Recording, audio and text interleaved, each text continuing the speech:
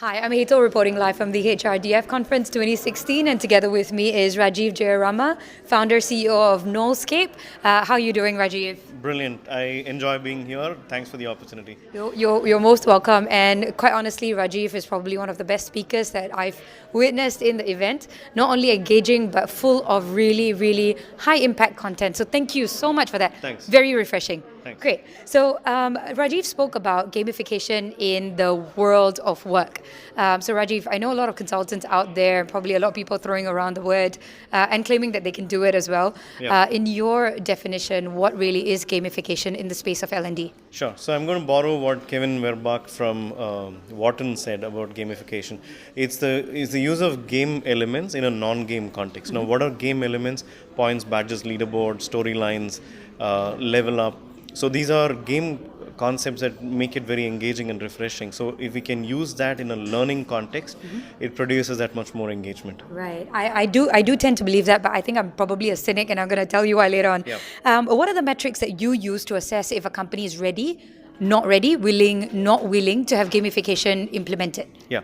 So gamification by itself can produce engagement, and that's probably a short-term impact. But to really make it well entrenched in the organization, one needs to really understand the psychology of the learner. What are some motivational aspects that they will get hooked onto, and what is meaningful for them? And ultimately, it has to be meaningful. Right. Just by awarding points and badges and leaderboard, it's not going to produce a long-term impact. No, it's not. So how do you make that behavioral shift, if you will? So I think that's what needs to be done. So from a learner psychology perspective, learning culture perspective, we need to understand if the organization is ready.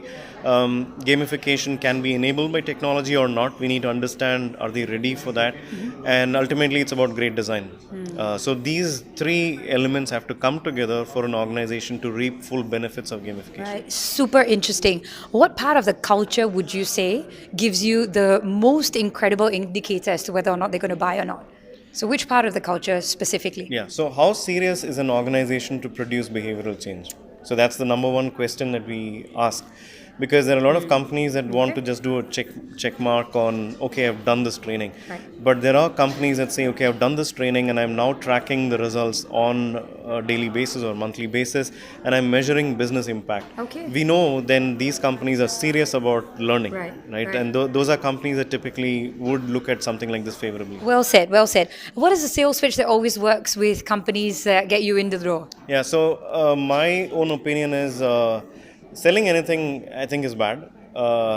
Instead of selling something, solve a problem. Okay, very good, well said. I think if we start by asking the right business problems that the company is facing and then design a solution that works for them, to me that's a better way of making this stick. Yeah, you make so much sense to me. Thank you so much for being here, but we're not done with you yet, okay? What is gamification? Why is gamification so appealing? And when does it become a turn off? Okay, so it is appealing because of the engagement aspect, right? But as I mentioned, gamification is probably an invitation to the party. You're excited to go to the party. But what happens in the party is also very important, right? And that's where analytics plays a big role. So gamification coupled with analytics is the magic recipe, right? Why would somebody go back to the party again if it were to happen? Yeah. So for that, they need to see value. So gamification, analytics leading to business value is the magical combination. So those are environments where gamification will stick. But as I said earlier, if the organization is not keen on driving business results, this may be an overkill. Right, Yeah. right. I love the analogy of the party. Lastly, who's a company that you've worked with locally? How have they implemented it? Maybe let's avoid that question. Who's a company you've worked with?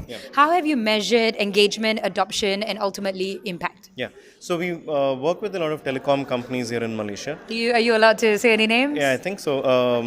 Maxis is a company that we worked with. The need, I think, in telecom and in a lot of organizations in general is there is a movement happening towards digital economy or the knowledge economy. It is. So preparing someone for the knowledge economy is very different from preparing someone for the industrial economy.